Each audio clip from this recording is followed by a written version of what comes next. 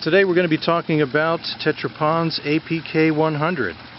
This is an air pump kit, commonly known as a bubbler. Why do you need a bubbler for your pond? Well, it adds oxygen to the pond. And if you have a pond with fish, it's great because the more oxygen for your fish, the better. I bought this kit to supplement my TetraPond de-icer, because this past year we had a severe winter. Many of you, I'm sure, had a severe winter as well. I lost a few fish, and I want to use this to ensure that I have a large enough opening and also add oxygen over the winter, because when the ice covers your pond, it can trap harmful gases, and you want those gases to escape. So keeping a nice opening and now adding some air in addition to that can ensure your fish stay healthy until the spring. The main unit is the pump itself. It's a nice sleek design, and the manufacturer recommends that you do not submerge this. This does not go in the pond. This goes outside the pond. They recommend keeping it in an area that doesn't get flooded. Maybe set it up in a rock, or if you have a building nearby, keep it inside. Underneath here you see there's an intake. This is where the air is drawn in, and the air exits these two nozzles here. They give you also air stones. It's a round, I believe, ceramic perforated, and they actually give you two. So if you have a small pond, you can get away with one. In my case, I'm going to use both of these for the size of my pond, which is about 5,000 gallons. They also give you a few fittings. This is a T fitting.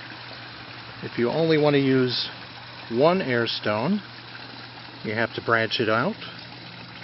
A small hose on this side and a small hose on this side goes in either side of this T, and then you have your single tube that you hook up to this end.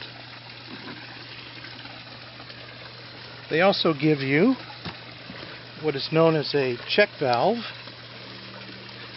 and that's this little unit here.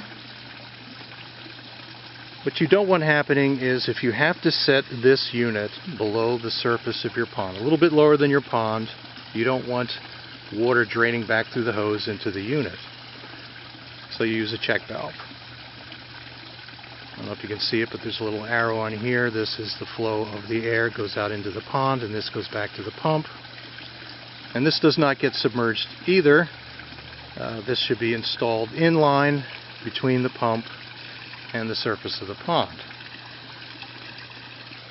So what I'm going to do now is do a little test, see how this works, see how much bubbles we get.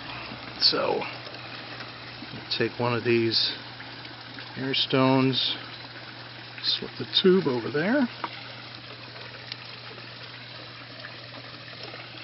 And a second one, put that on there. Take the other ends.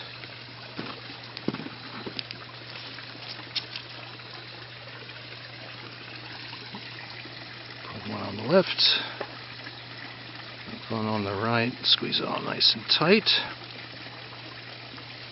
Okay. And I have an extension cord here. I'm just going to plug it in temporarily. We got it going. It's nice and quiet. It's great. You don't want to happen to hear the pump. And let's lower these in.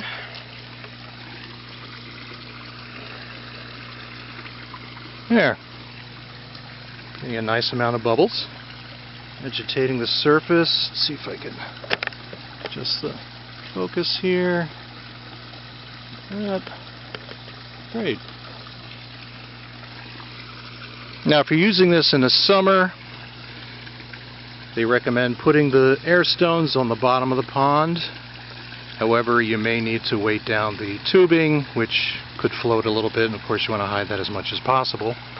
But if you're using this in the winter, as a de-icer, they recommend keeping the air stones as close to the surface as possible so you get a lot of agitation to keep the water from freezing.